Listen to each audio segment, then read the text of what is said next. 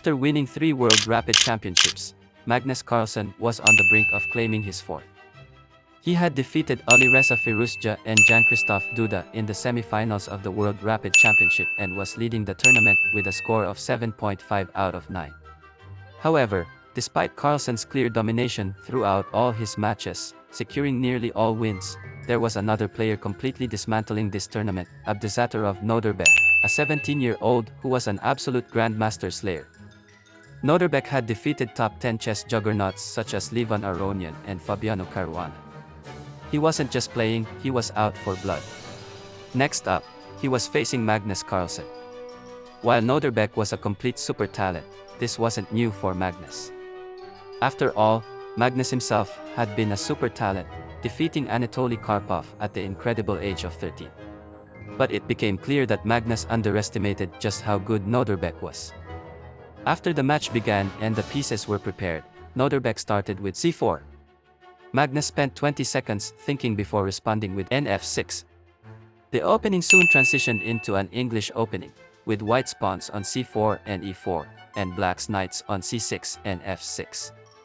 After a few more developing moves, Magnus moved his queen to f6, offering a queen trade to Nodirbek's queen on f3.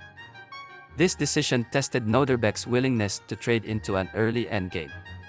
However, since Magnus is known to be a god in endgame positions, creating wins out of the simplest setups, Nodirbek quickly declined by moving his queen back to d1.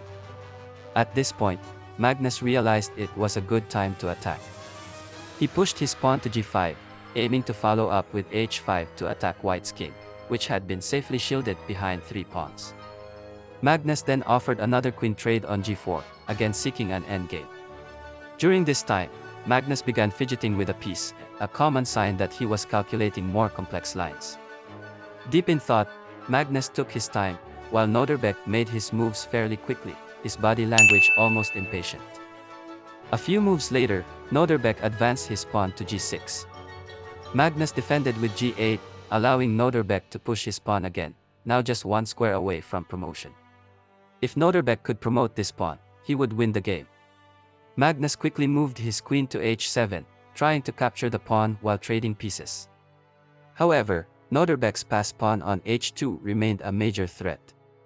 Magnus defended by playing knight c5, but this move didn't threaten much since capturing the pawn would allow queen h3 check, winning the knight with check. After several exchanges, it became evident that Magnus couldn't win the position. Nodirbek's passed pawn gave him a significant edge, with limited pieces left on the board. Magnus then played knight g5, forking white's queen and king, forcing a bishop and knight trade to simplify the position. This made it slightly easier for Magnus to stop the pawn, as Nodirbek's bishop was no longer in play. Despite these efforts, Nodirbek kept pressing, and Magnus had to defend carefully. Nodirbek eventually advanced his pawn to h7, threatening promotion. Magnus played queen e5, defending the promotion square. However, this move was a mistake. If Nodirbek had spotted the move queen d1, it would have sealed the game. Fortunately for Magnus, Nodirbek missed it, and the game equalized. Magnus took revenge for earlier checks by launching a flurry of checks on Nodirbek, trying to prevent the promotion. The game seemed to be heading toward a hard-earned draw.